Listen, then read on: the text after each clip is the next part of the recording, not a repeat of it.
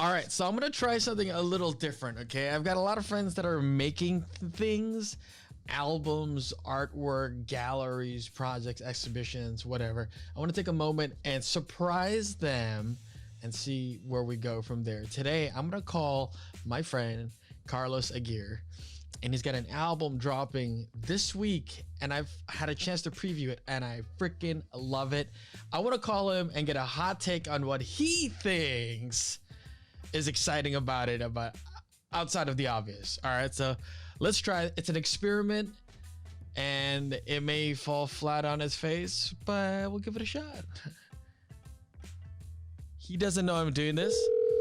This is a live telephone call. We'll see if he can hear me here. Alabastro. Wow, Carlos. Can you hear me? Yes, Hi, how are you? I'm good. What's going on? Listen, it's a big week for you, man, and I just wanted to get a hot take from you about your album, because Yes. listen, I think people are gonna love it. They're gonna more than love it, and you're gonna hear love from people you don't even know. Because I love that idea. It's one thing to get love from your family, your friends, your people that are in your tribe. It's something a little special when strangers will reach out to you and be like, "Yo, that changed my life. This thing, this line, this, whatever." Right? Mm-hmm. I want to hear from you. What has been the most exciting part of the process? Oh, the process? Oh my God. First of all, thank you. That feels amazing. That's what I want. I hope that happens. I love the love that I'm getting from my friends and family. And I don't take it with a grain of salt with them, because my friends and family are real hardcore folks. They know, they'll tell me the truth. So like, actually the tougher crowd has already heard the album.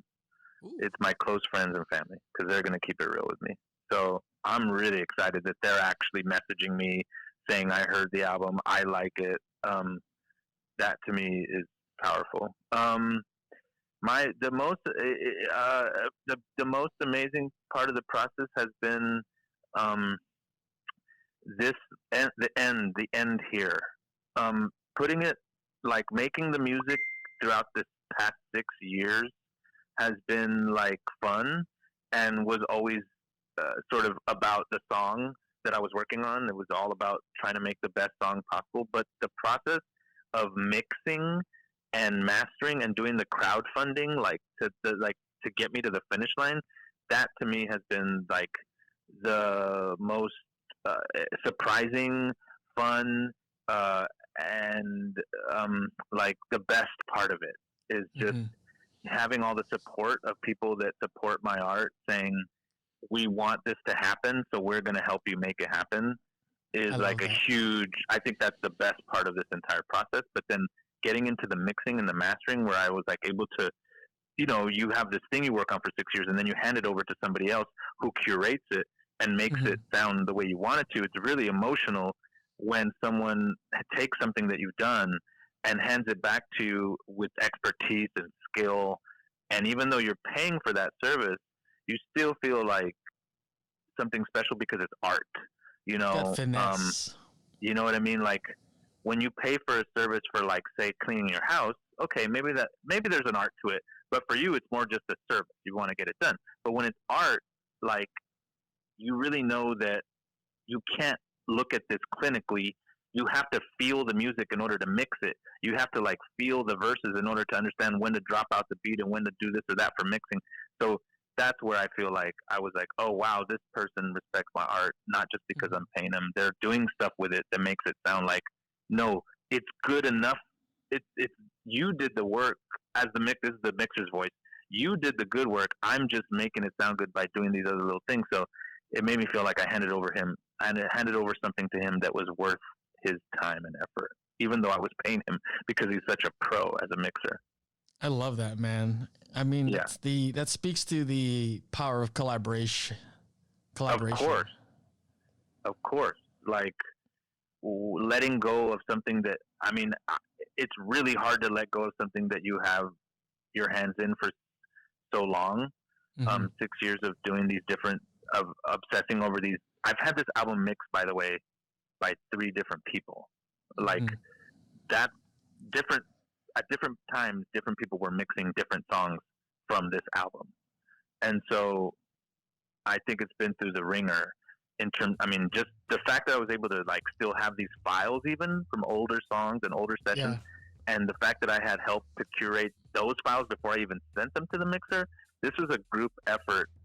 Like the stories on Thursday when we talk about it, I have hella stories about how this came about, and they're pretty like they're pretty like what? You had to go through all that just to make like just to even get the files over to the mixer, like so it's kind of I won't do it again. I don't want to spend another. I won't take 6 years again to like, you know, because then you got to track down stuff you did from hella back. So I won't do it again. But another thing that feels good about the album is it doesn't feel like that when you listen to it. You don't think to yourself, oh, okay, this is something old he did like 6 years, and he's just trying to get it out there. Like, I know what you mean though. Yeah. Because I have work that's similar to that, where I'm like, I'll just put it out because I made it like, you know, years ago, and I just need to have it out there. Yeah.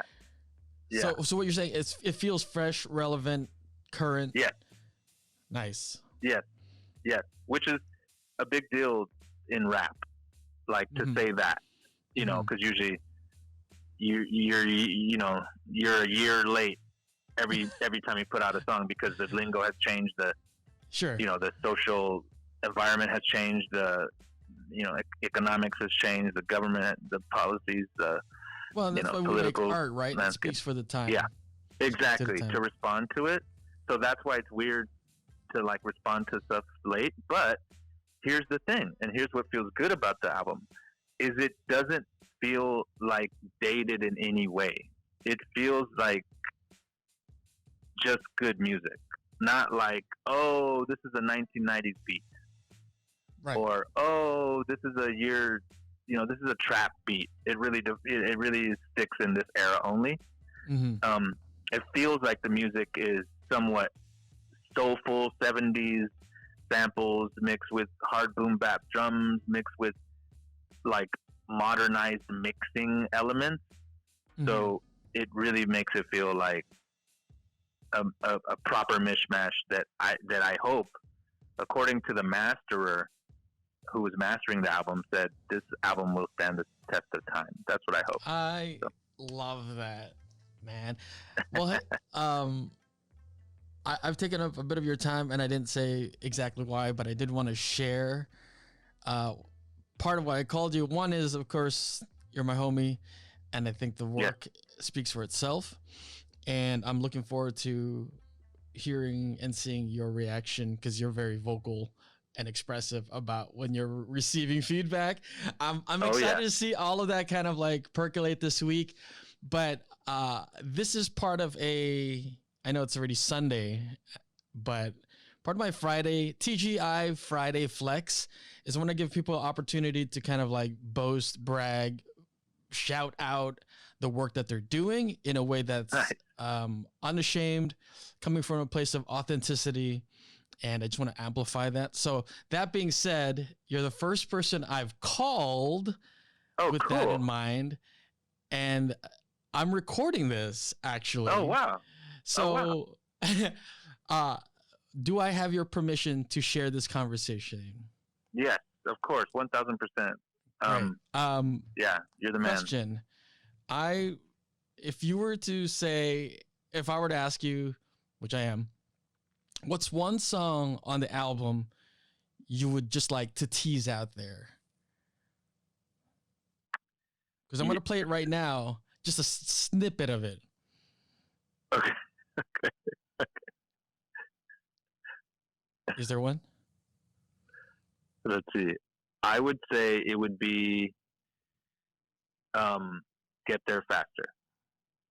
I'm trying. Oh, wait. You're telling me. All right, hang on. Can you hear this? I can hear you a little bit, yeah. You're a little low, but I can hear you.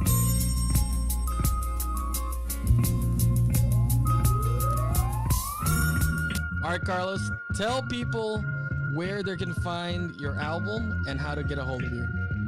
Okay, cool.